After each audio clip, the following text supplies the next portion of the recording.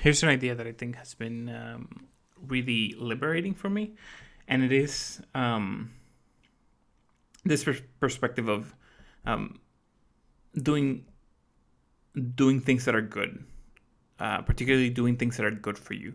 Um, that we have um, sort of like the social pressure that we need to be doing things that are um, good for our development. So you gotta meditate, you gotta exercise, you gotta sleep well, you gotta get a good job. Um, you gotta take time for yourself. You gotta take time for your family. You gotta take time with friends. You gotta take time to do yoga. You gotta do all these things, and it seems like first of all, if we then go and take everyone's thoughts on how it is that all the things that we need to do that are the right things to do, that are the things that are gonna get us where it is that we want to be. So um, I feel like we're gonna run out of the day.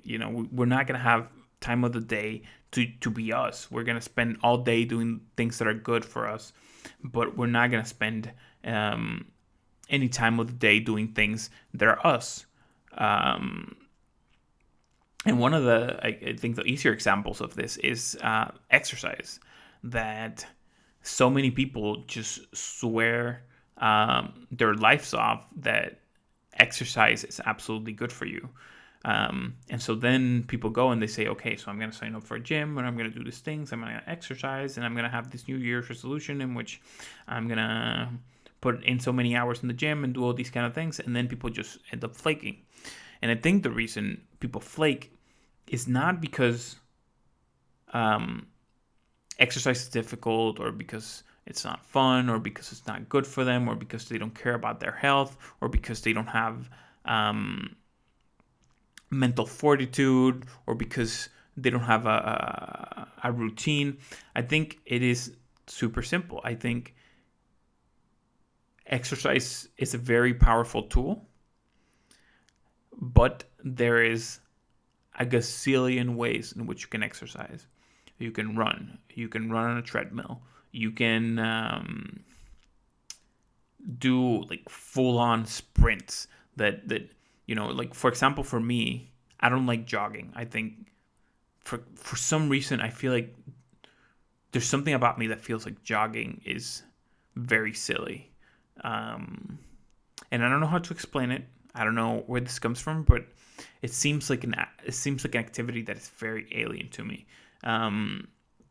However, full on sprinting, like putting in everything like that and moving quickly, and that feeling of like when you're truly running and your legs are almost like flying off, that when you step, one of your leg touches the ground, it's almost as if you're pushing the planet away from you. I think that there's something incredible about that feeling.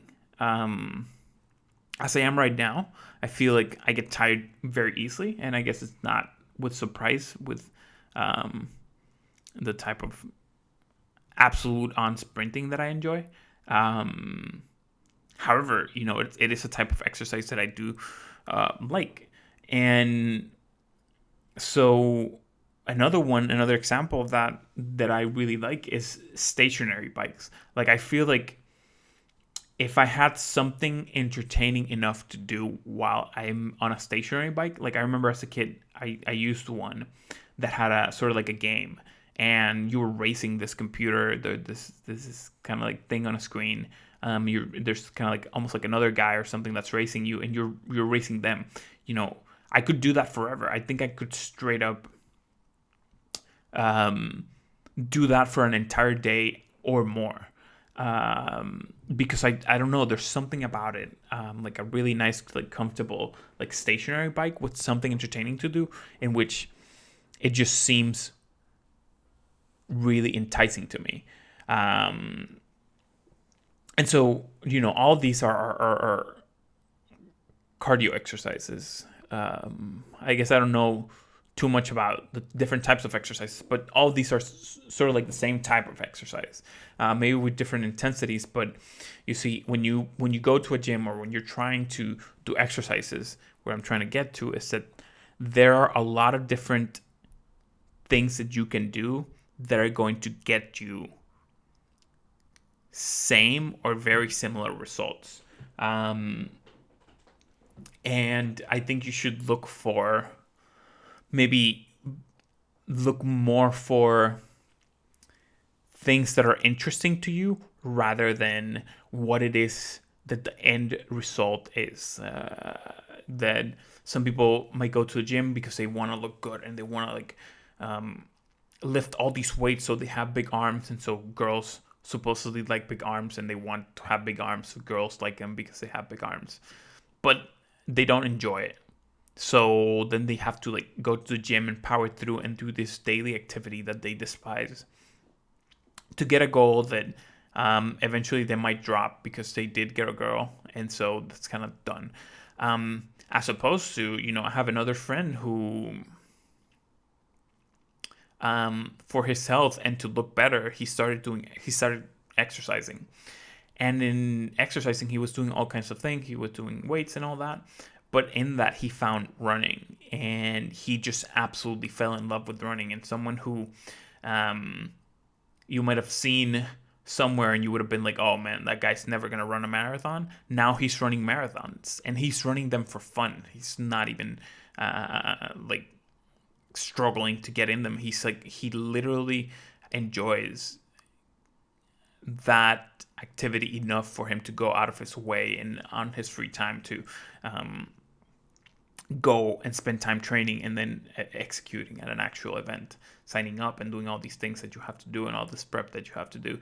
So what I'm saying is, as it is with my stand on exercise, don't do things because they're good for you. Do things because you enjoy doing them.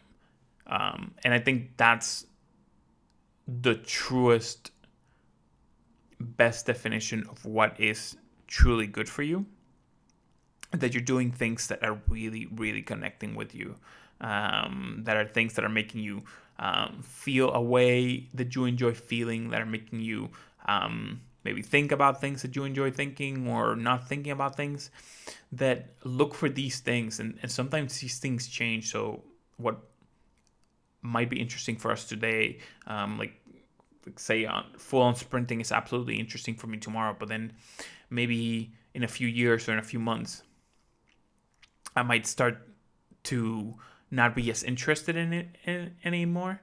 In practicing in it and in sort of developing it, I'm developing skills that then I can take to whatever it is that comes next in the list of things that I enjoy doing, and by consequence are good for me. And so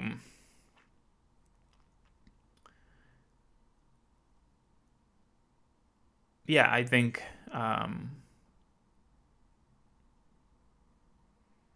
in short, if you're doing things right now that you're mainly doing them because they're supposedly good for you, you're doing maybe a certain diet or whatever it is, take a time to stop and really think about what it is that you're doing, and if you're enjoying doing that thing, and if you had to do that thing for the rest of your life, if you would do it.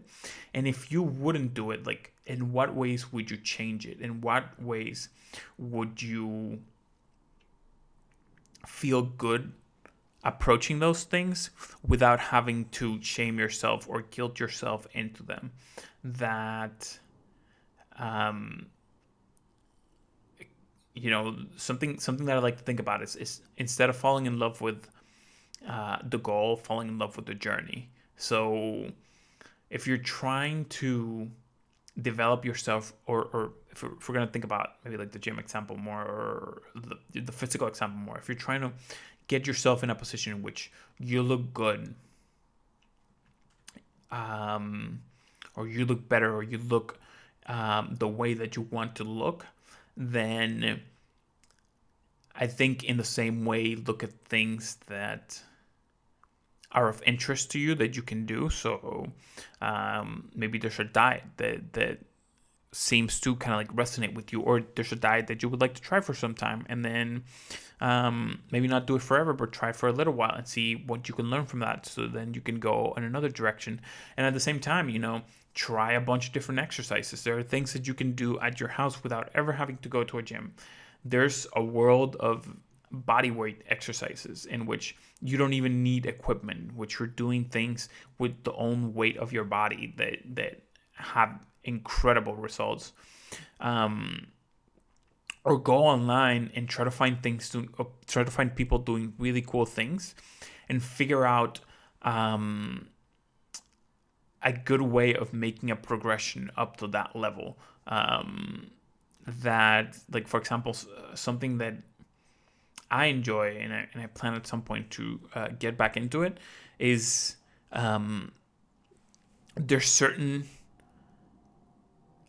abilities or certain capabilities that people who've practiced gymnastics have, certain ways in which they can move their bodies, that I find really interesting. It almost feels like it's almost like Zen, or like monk type of training. Like, you can stand with your hands, but also you can sit cross-legged, but your legs and your butt are not touching the ground. Your hands are the only thing touching the ground. So just imagine that. And I feel like there's something that I find really fucking cool about being able to do shit like that. Being able to like do a handstand and then walk with your hands while your legs are in the midair and that kind of stuff. Those are things that are of extreme interest to me. So there's a really good book called Overcoming Gravity, I think it's the name, in the book is full of different explanations and understanding on how to deal with certain exercises, how to deal with injuries. But also the coolest thing about the book, in my opinion, is that it goes through progressions of exercise. That if you want to do a handstand, here's a series of exercises that you should master before you then master the next set of exercises. And then you're building out not only your body's strength, but your body's intelligence, so to speak, your body's understanding of how to move and bend itself in ways that will facilitate the way in which you get to that position later. That's kind of like the other part to all this like physical training, and I think it applies in many ways to mental good for you kind of things to do.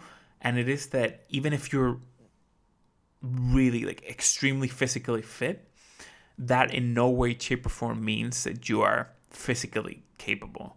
That,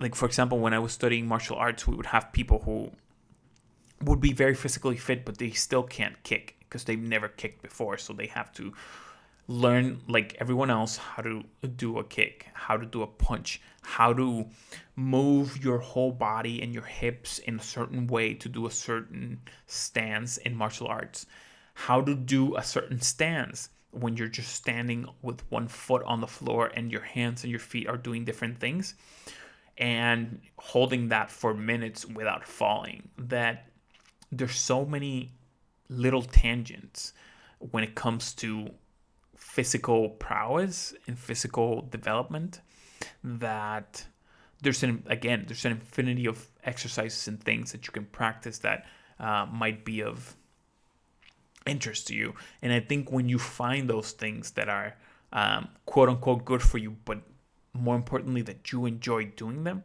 that's when you can go the long mile. That's when you can really take in that sort of like New Year's resolution and take it miles further than you have before with other things, because it is not about the resolution anymore. It is about how cool it is that you are getting to do something that you're enjoying doing. But also, I guess the other caveat that I would add would be to be aware that things change, and that at some point you might outgrow the thing that seemed incredibly interesting, and that's fine. I think that's a way in which our bodies and our minds help us not to stagnate. They help us move in the journey without stop. They help us move in along the journey without having to stop. And always kind of keep us progressing into things that are cooler and more interesting. That even though this part of the journey might be really cool, we're getting somewhere that's gonna be so much infinitely cooler that it's like, or infinitely more interesting, that our body's like, hey, this is nice and all, but let's not stop here. Let's gonna keep going. Let's try this other thing, and let's try this other thing. It's always gonna lead somewhere better. So yeah, give that a try, and I hope it works out for you guys as well as it has worked out for me.